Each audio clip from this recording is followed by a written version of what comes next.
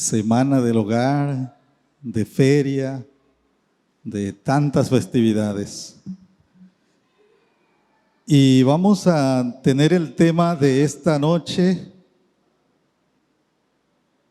el diseño divino del matrimonio. No sé si le llegó allá Estamos bien allá. Vamos a hacer una oración, hermanos, para comenzar esta conferencia. Ahí como están en sus lugares. Oremos. Te damos gracias, Padre Celestial, porque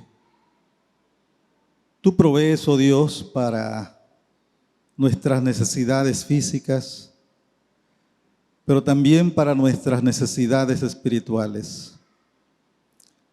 Y esperamos, Señor, que a través de estos temas que se están viendo, Señor, tú nutras, sostengas y fortalezcas la fe de tus hijos y de las familias. Te agradecemos, pues, Señor, por este tema y te pedimos la dirección de tu Espíritu para este tiempo. En Cristo Jesús. Amén.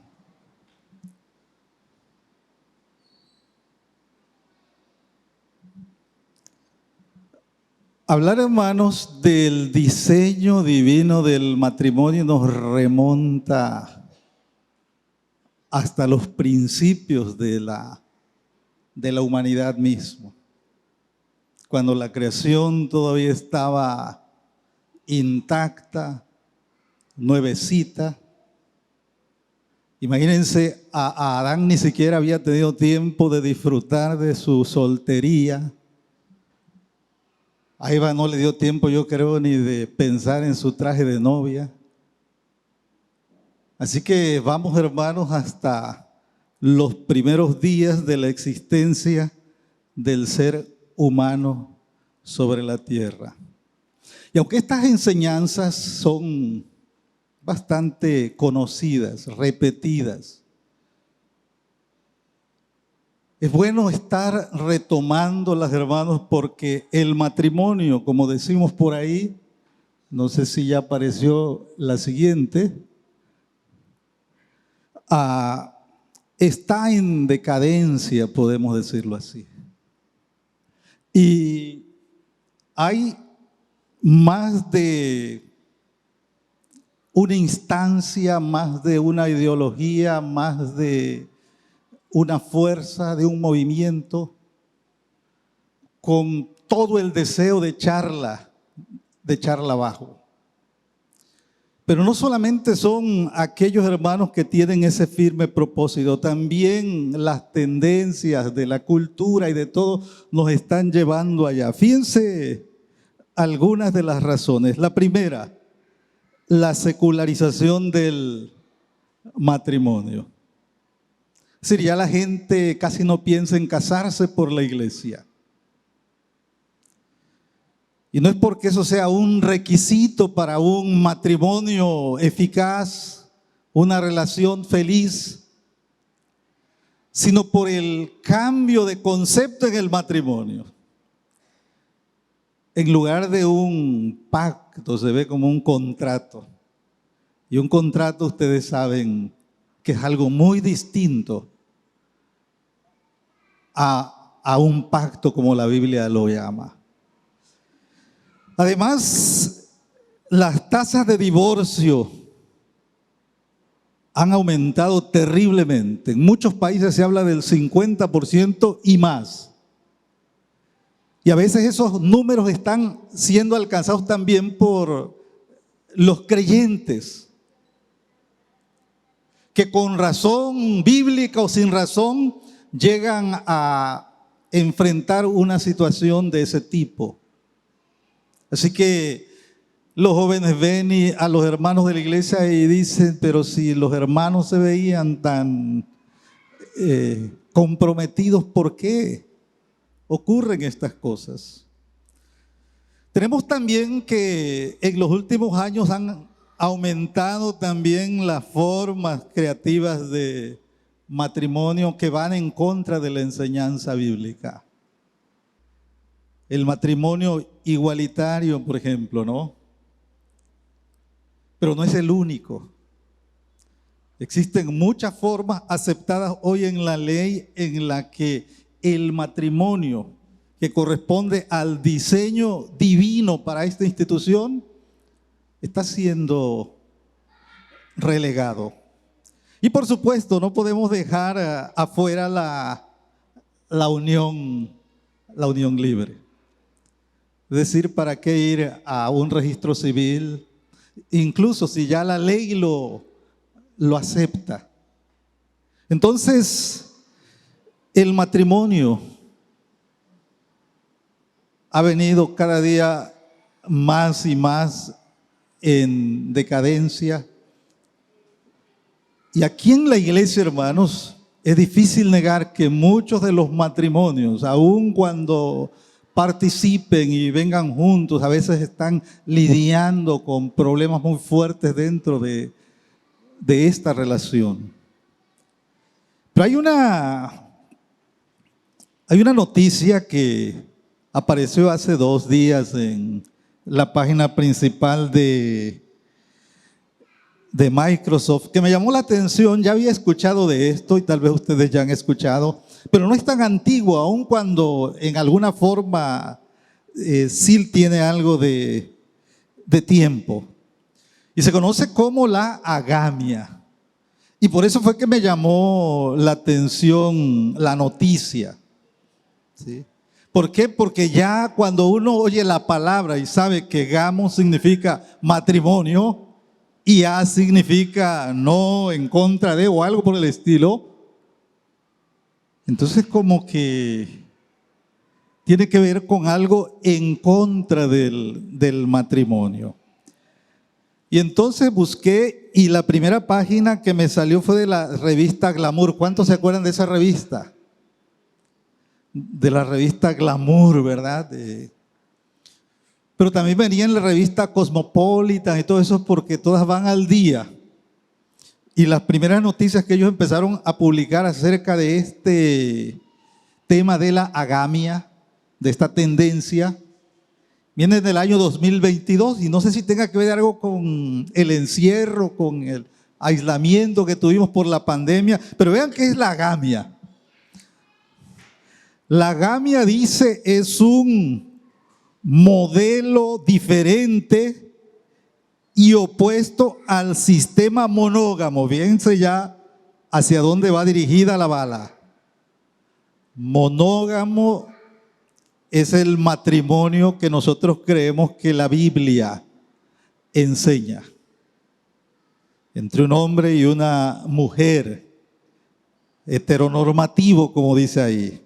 Es decir, va contra esta institución que hemos dicho se remonta al Edén, pero no solo contra el matrimonio monógamo, hermanos, contra cualquiera de sus alternativas, llámese matrimonio igualitario, llámese matrimonio a prueba, llámese relación de concubinato, cualquier relación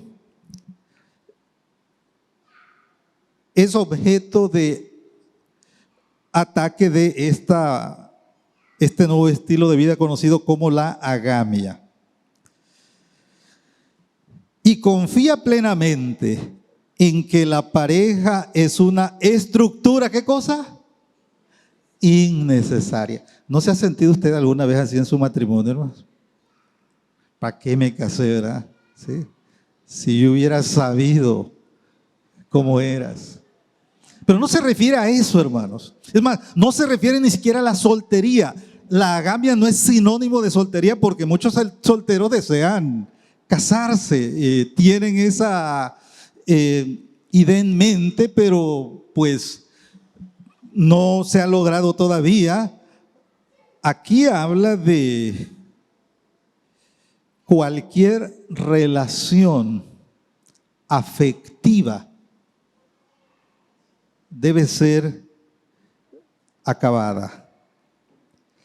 Y quienes están de esto se denominan microfeministas, no son principales. Y tiene diferentes alternativas, Desde las personas promiscuas que dicen, ¿para qué relación? Solo sexo o tener muchas parejas, hasta las que dicen ninguna, nada. Entonces, me llamó la atención porque yo quiero que vean estos elementos de este estilo de vida. Vean el primero, la agamia rechaza el amor. Y vamos a ver qué significa por esto en la siguiente diapositiva, pero llama la atención que como no quiere un vínculo afectivo con las otras personas, el elemento primordial que supuestamente establece la relación matrimonial se hace a un lado. ¿Por qué? Porque en lugar de liberar, esclaviza, dicen ellos, ¿no? Una persona enamorada se vuelve loca, no piensa. Y eso es lo que ellos están en contra también. Hay también un rechazo radical del género, que quiere decir aquí que no solamente tiene que ver con hombre-mujer, sino incluso entre parejas del mismo sexo. Esos vínculos deben rechazarse. Y por supuesto, vean ustedes este tipo de lenguaje, rechazo a la sexualidad patriarcal.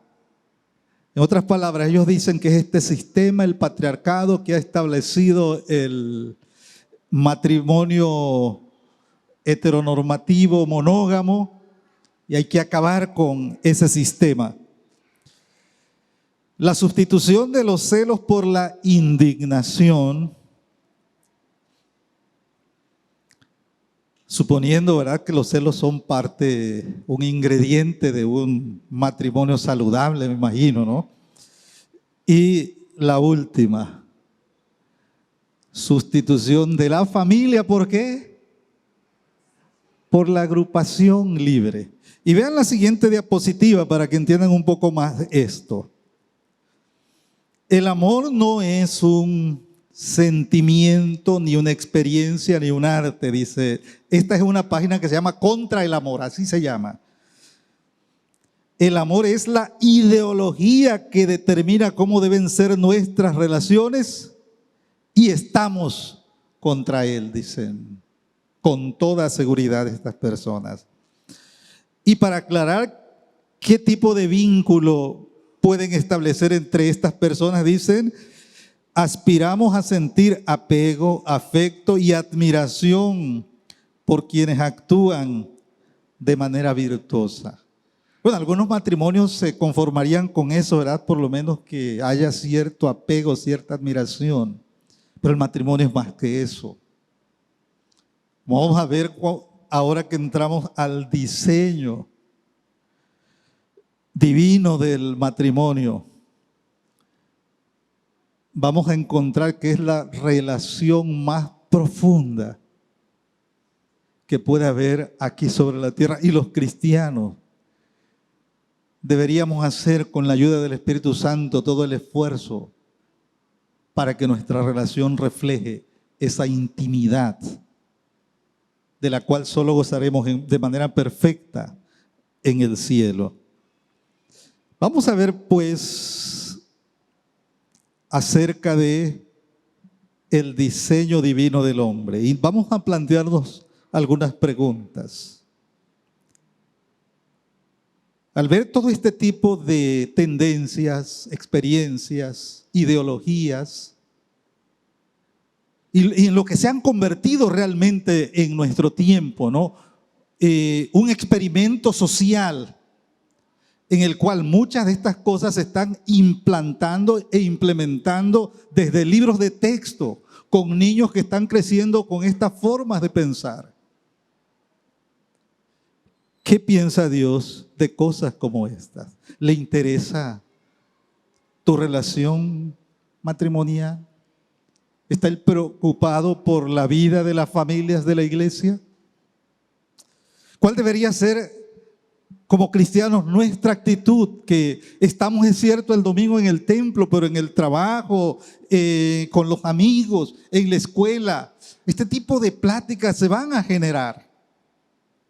Nuestros hijos nos van a preguntar de estas cosas, o a veces ni siquiera vamos a servir de fuente de inspiración para ellos. Entonces, ¿cuál debe ser la actitud de los cristianos ante este tipo de cosas? Y lo más importante para nosotros, ¿cómo debe ser un esposo que confiesa el nombre de Cristo? Que ha aceptado el compromiso de que Cristo es su Señor, no solamente de su vida, sino también de su matrimonio, de su familia, de su trabajo, de toda su vida. Y el pasaje que leímos se encuentra en una epístola bastante importante en el pensamiento del apóstol Pablo. Se trata de la epístola a los Efesios. Y hace ya, no 70, 80 años quizá, un pastor presbiteriano muy conocido en aquella época dio unas conferencias que después se convirtieron en un libro y que tenían que ver con el libro de Efesios, y le puso por título a esas conferencias: el orden de Dios y el desorden del hombre. El orden de Dios y el desorden del hombre. No leí más de un capítulo, les soy franco, pero me gusta la idea. ¿Por qué? Porque ante esas corrientes y tendencias de las que hemos hablado, y que seguirán surgiendo otras, ¿qué nos dice Dios acerca de cómo debe ser el mundo que Él creó? Contrario a lo que dicen las nuevas tendencias, por ejemplo, en el matrimonio. Nosotros decimos que hay un diseño divino permanente acerca del matrimonio. Las nuevas tendencias, y que reciben el nombre de progreso o progresismo, dicen que el matrimonio es una construcción social, como lo es el género de la persona y muchas otras cosas. Todas son cosas que nosotros modificamos, cambiamos o rechazamos a nuestro antojo. Y lo que tenemos nosotros en el libro de Efesios, hermanos, donde viene la porción que leímos, es que Dios nos habla de el nuevo proyecto en el cual nosotros tomamos parte con la venida de Jesucristo. De cosas que son innegociables si tú te dices cristiano, y que envuelven no solamente la vida espiritual, tu comunión con Dios, sino también tu vida en el matrimonio. En tu vida en el matrimonio también dices que Cristo es Señor de tu vida. Y vean lo que tenemos en este pasaje. En cuanto a la pasada manera de vivir,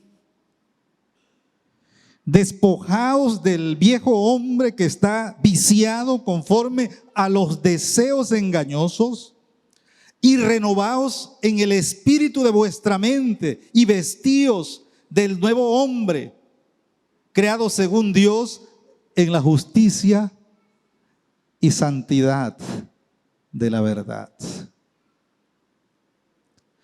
Un creyente forma parte de esta nueva humanidad.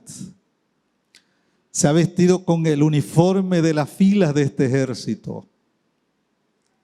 Va contra las corrientes y tendencias de las culturas, que no son más que repeticiones de los antiguos engaños de Satanás sobre la humanidad. Al hablar del diseño divino del matrimonio, nosotros como cristianos reconocemos que nuestra manera de vivir toca también a esa relación. Y vean lo importante de este tema. ¿En qué capítulo viene lo que Pablo dice acerca del matrimonio en el libro de Efesios? ¿Qué capítulo? Capítulo 5. ¿Por qué no viene en el 1? ¿Por qué no aparece en el capítulo 2? ¿Por qué hasta el capítulo 5, casi como si fuera un apéndice? Bueno, no lo es. Es una parte central del pensamiento del apóstol Pablo, pero tiene su lugar. Está en el lugar en el que el apóstol Pablo, en uno de sus resúmenes más completos de su pensamiento, cree que debe ir. Y es importante, hermanos, porque a veces muchos de nosotros como creyentes nos acercamos a Dios porque tenemos problemas familiares, problemas en nuestra relación matrimonial, o lo buscamos en esos momentos más que en otras ocasiones. Y a veces hay iglesias incluso que se han moldeado conforme a esa directriz. Aquí tenemos una iglesia que que le da la bienvenida a los matrimonios, a las familias, una iglesia familiar, y está bien. Pero la Biblia, hermanos, no está contenta con que tú tengas un buen matrimonio. Lo que Dios quiere es que tú entiendas cuál es tu parte en el plan completo de Dios para la humanidad. Vean lo que dice ahí. Esta carta, la carta a los Efesios, nos llama a ver nuestro matrimonio a la luz del propósito de Dios de reconciliar en Cristo todas las cosas. Es decir, antes de sanar tu matrimonio, antes de resolver tus problemas, tú tienes todavía un problema mayor que si no lo resuelves, no vas a poder vivir ese matrimonio como Dios lo plantea allá hasta el capítulo 5. Así que nosotros debemos aprender a poner esas relaciones a la luz de ese propósito con el cual comienza la epístola. Allá en la eternidad, antes de la fundación del mundo, ya Dios tenía un plan en el que no solamente veía matrimonios sanados, sino veía a toda una humanidad regenerada. Además, el llamado que hace el apóstol Pablo en el capítulo 5 está precedido por muchos pasajes que hablan de los recursos que nosotros tenemos como cristianos para vivir de acuerdo a lo que él dice en el capítulo 5, 22 en adelante. Es decir, Dios no nos deja a la deriva en nuestro matrimonio. Nos ha equipado, nos ha hecho nuevas criaturas, nos ha dado su Santo Espíritu, ya nos ha hecho andar en luz. Y por eso lo que dice del matrimonio va después de todas estas enseñanzas que el apóstol Pablo nos ha enseñado. En otras palabras, no intentes por tus propias fuerzas corregir tu matrimonio. Lo que Pablo dice aquí es que necesitamos de toda la ayuda, de toda la gracia y de toda la dependencia de Dios. Tenemos que aprender a decir que Dios es suficiente en mi relación matrimonial. Ahora, algo que vamos a encontrar en el apóstol Pablo en el capítulo 5, y la lectura no llegó hasta allá, pero viene allí en la diapositiva. tanto Cristo como Pablo aceptan como normativo y vigente el orden de la creación para el matrimonio. Cuando Cristo es cuestionado y cuando Pablo escribe a los efesios, a gente que viene de una cultura que no ha crecido con la enseñanza bíblica, ambos apelan a la enseñanza de los primeros 2 capítulos del libro de Génesis. Que dice, por ejemplo, el Señor Jesucristo, cuando gente religiosa le plantea el problema del divorcio. Ellos dicen, ya son otros tiempos, tenemos precedentes bíblicos, así que ¿cuál es el problema con el divorcio? Cristo le dice, al principio no fue así. Y vean lo que dice antes de eso: ¿no habéis leído que el que los hizo al principio, varón y hembra los hizo, y dijo, por eso el hombre dejará a padre y madre y se unirá a su mujer y los dos serán una sola carne? Para el Señor Jesucristo esas palabras no eran cosa del pasado.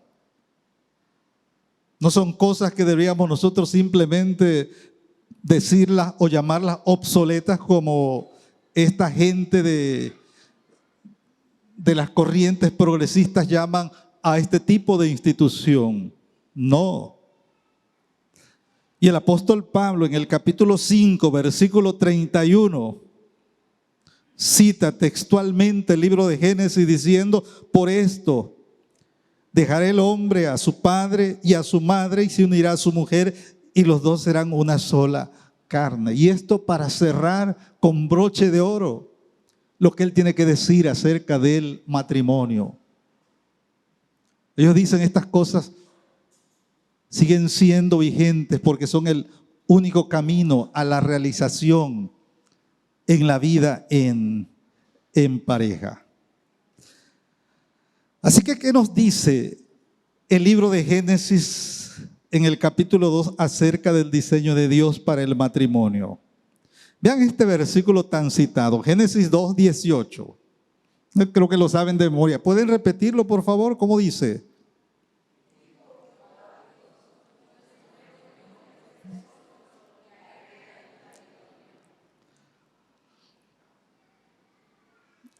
¿De quién es la idea del matrimonio? ¿Quién es el que lo instituye? ¿Quién es el que lo celebra? ¿Quién es el que le da sus lineamientos? Es Dios. Como dice ahí en sus diapositivas, el matrimonio no es solamente cosa de 2, es cosa de 3. Y el tercero no es un amigo, la mamá, la suegra, no. El tercero es Dios, y Dios está a la cabeza de esta relación. Y el problema a raíz de la caída es que no es cuando nos alejamos de la pareja que comienza el problema, es cuando hacemos a Dios a un lado. Cuando creemos que su palabra y la palabra que empeñamos con Él no vale nada. Y por eso es algo que ocurre y seguirá ocurriendo cuando nosotros en el matrimonio no buscamos darle la gloria a Dios que le corresponde en esta relación tan primordial. Dios también nos aclara ahí, nos dice que la mujer es una ayuda idónea. Que no es algo que la haga inferior, porque la palabra que la Biblia usa en ese pasaje también la usa para hablar de Dios. Dios es nuestra ayuda, nuestro ayudador, dicen las traducciones. Y eso no hace a Dios inferior. Se trata de una relación en la que ambos van a llevar a cabo los propósitos de Dios para su creación.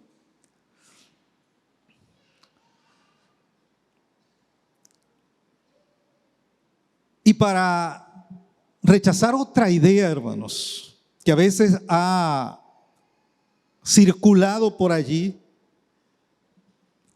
que cuando Dios dice no es bueno que el hombre esté solo, es que algo le había salido mal en la creación. No es esa la idea. La idea del pasaje es que el hombre no puede cumplir la misión que se cita en el capítulo 1 de Génesis, fructificad y multiplicaos, sin la ayuda de esa compañera. Así que el hombre necesita esa compañía humana que le corresponda, a diferencia de lo que ocurre en lo que Eva es creada. ¿Qué nos enseña pues este pasaje acerca de la relación matrimonial? Primero, la necesidad de compañía, ya los dejé atrás.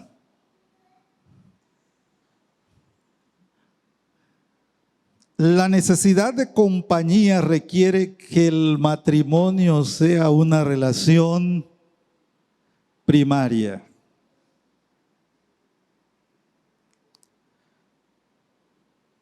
Requiere que el matrimonio sea una relación primaria.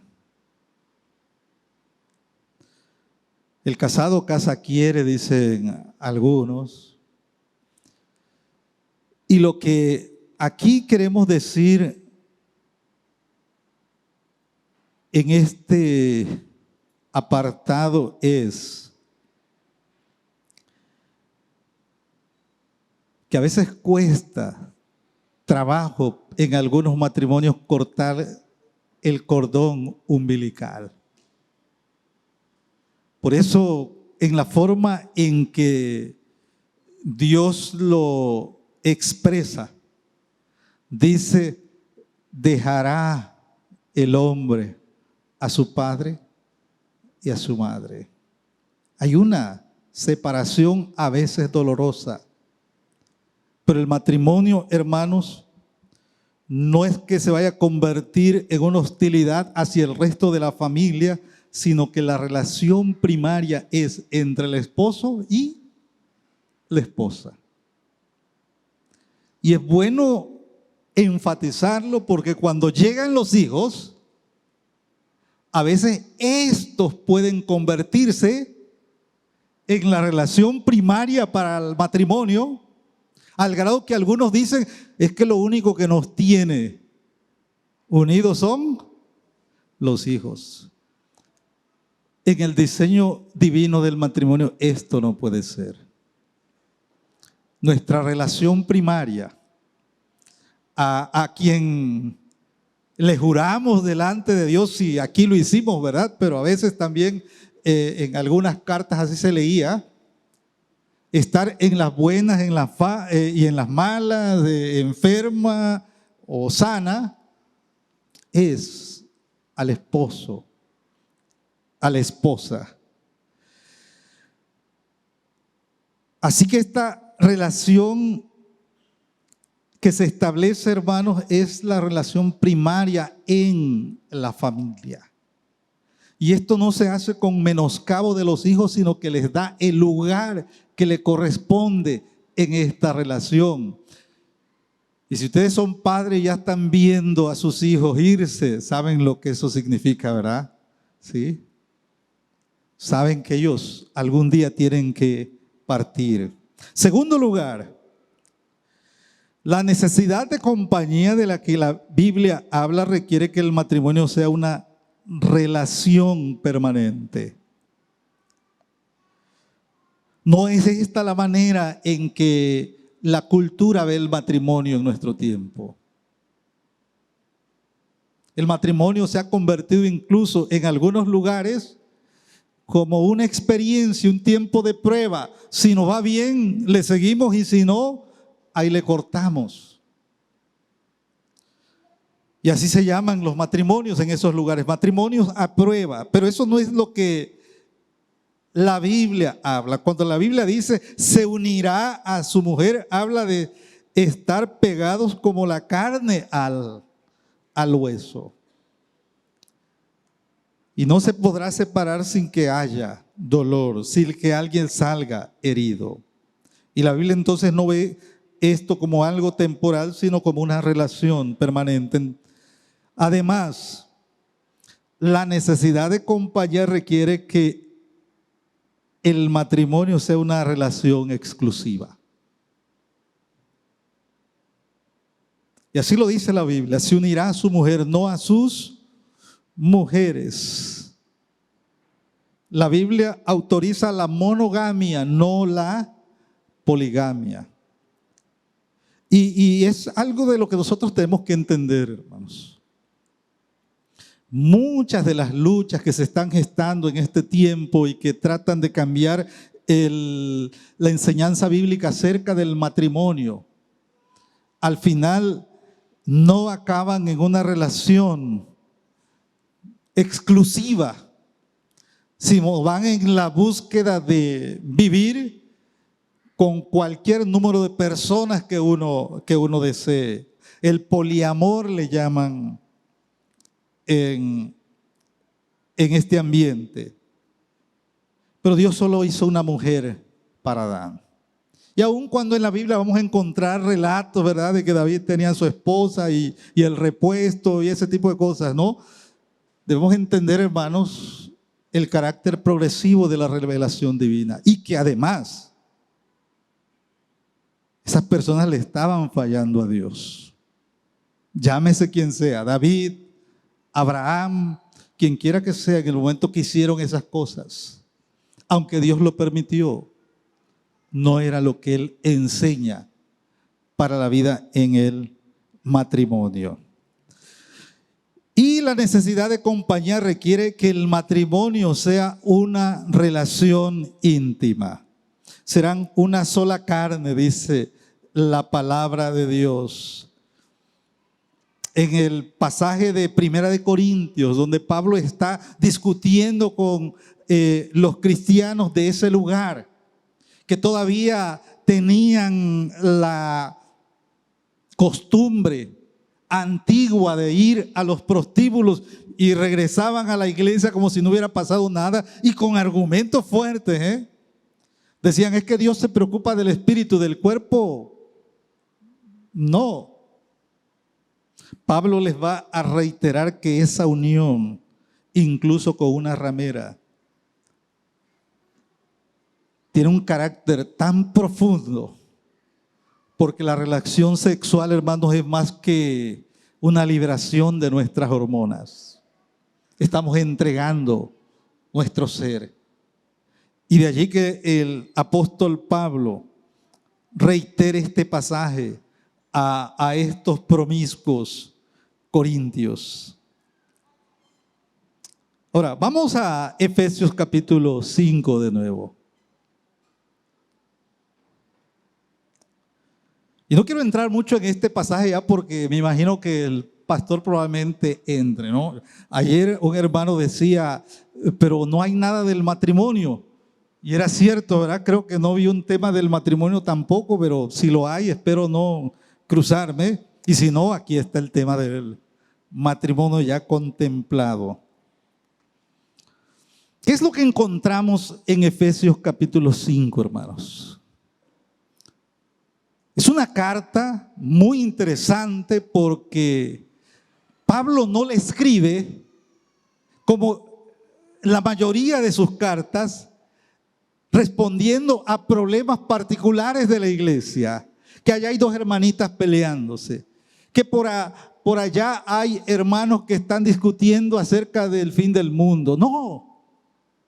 Pablo no tenía un problema particular que atender en esta iglesia. ¿Y qué es lo que hace entonces? Igual que en la carta a los romanos. Les quiere escribir y hace una síntesis de su pensamiento, de manera que esta carta pueda ser de beneficio y bendición para esta iglesia.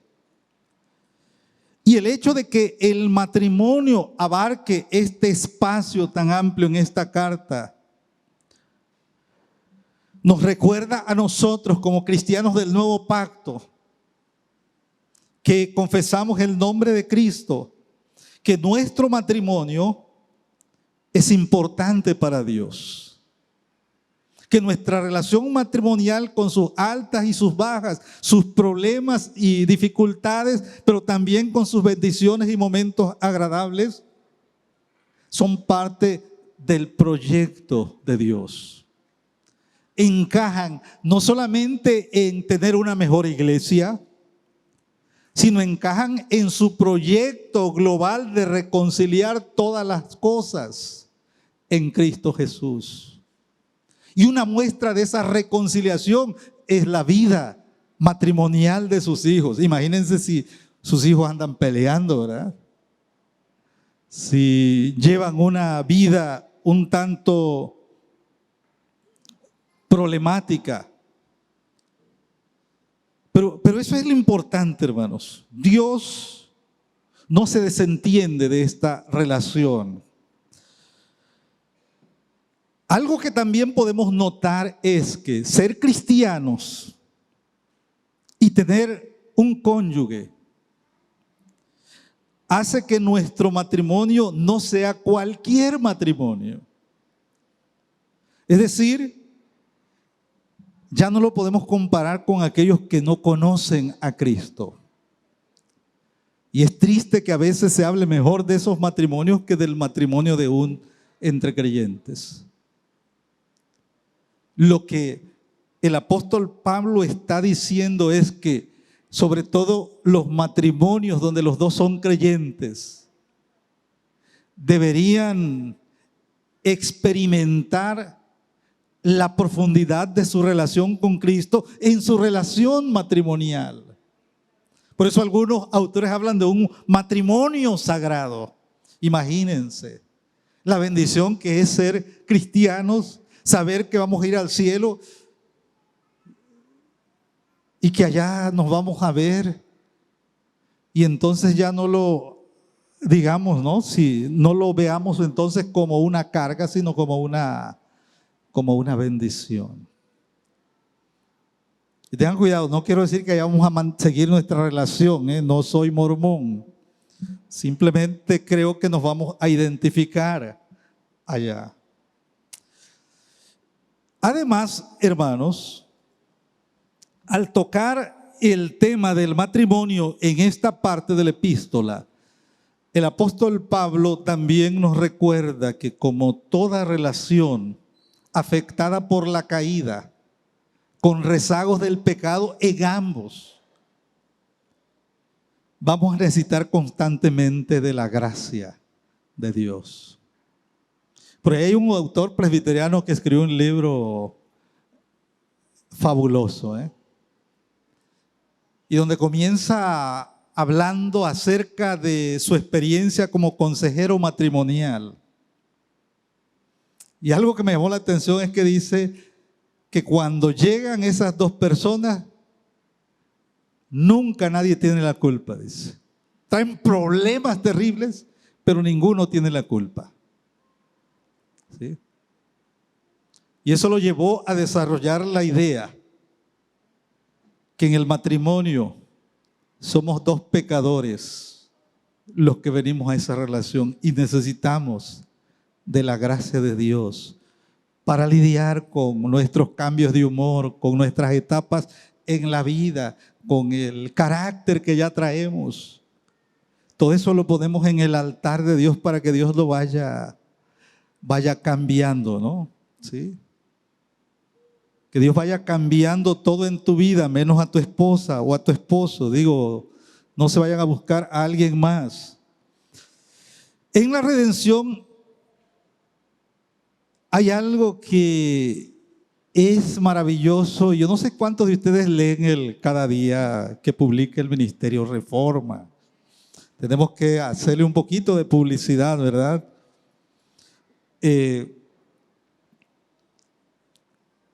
El día 1, el tema se llamaba Cristo y el matrimonio. Y lo que todos los comentaristas dicen de ese pasaje, grande es este misterio, mas yo digo esto respecto de Cristo y de la iglesia. Es que por lo general nosotros tendemos a pensar en que Dios vio la relación entre Cristo y su iglesia y dijo, eso se parece al matrimonio, pero es al revés, dice. Primero es la relación entre Cristo y la iglesia, porque esa se remonta a la eternidad, cuando Dios predestinó a unos para ser salvados a través del sacrificio de Cristo. Y entonces el matrimonio es un reflejo de esa relación, un pálido reflejo si se quiere, pero al final de cuentas, hermanos, un reflejo de esa relación. Cuando Dios diseñó el matrimonio original, ya tenía en mente a Cristo y a la iglesia. Y eso es lo que el apóstol Pablo está elaborando aquí. Y me gusta esa frase para los que leyeron ese día el devocional. El matrimonio es una antesala del cielo, no una prueba del infierno. Para muchos el matrimonio lo llegan a ver como lo peor que les ha pasado. Para la Biblia, hermanos, es todo lo contrario. El matrimonio es lo más cercano a la relación que tendremos allá en la gloria. Y retomando el diseño divino, el apóstol Pablo va a enfatizar algunas cosas. Y una de ellas, que es el trasfondo de el lenguaje que Pablo usa para hablar del marido como cabeza de la mujer y de la sujeción de la mujer a su marido, es que el matrimonio es un pacto. Así son los pactos de Dios. Y en que el amor está bajo autoridad y la autoridad se ejerce por amor. Es decir, la Biblia no justifica todos esos contrastes entre machismo, feminismo, matriarcado y patriarcado. Todas esas cosas quedan fuera de la forma en que Dios diseña el matrimonio. Habla de sumisión, pero habla de sumisión a un marido amoroso. ¿Sí? Habla de amor, pero habla de un amor sacrificial dispuesto a entregarse por una persona imperfecta. Así que la manera en que el varón debe amar a su mujer es la misma manera como Cristo ama a la iglesia. Dios no va a rebajar esa medida para ustedes, varones. Debemos estar dispuestos al mayor sacrificio que puede hacerse por la esposa. Y la mujer representa a la iglesia en la manera en que ésta debe sujetarse y respetar a su marido, tal como la iglesia se sujeta y respeta a Jesucristo. El apóstol Pablo lo dice de manera bastante elocuente. Las casadas estén sujetas a sus propios maridos. ¿Y cómo termina el versículo? Como al Señor. Es porque le quieren dar la gloria a Dios. Es porque el Señor que la salvó se merece todo de nosotros. Y viceversa. Es porque Cristo hace lo que Adán no hizo en el Edén, dar su vida por su esposa, que nosotros ahora sabemos qué es lo que tenemos que hacer. Y ese, hermanos, es el orden de Dios. La pregunta es si nosotros en nuestras dificultades, problemas, diferencias, vamos a acudir y apelar a esta enseñanza, o vamos a seguir subrepticiamente las corrientes de la cultura que nos dicen no le hagas caso. Eso ya quedó obsoleto. Para la Biblia, hermanos, esta enseñanza sigue vigente y oramos para que ustedes puedan ver reflejado su matrimonio, su relación matrimonial en lo que la Biblia enseña y no que las modas últimas de la cultura nos dictan. Dios les bendiga, hermanos.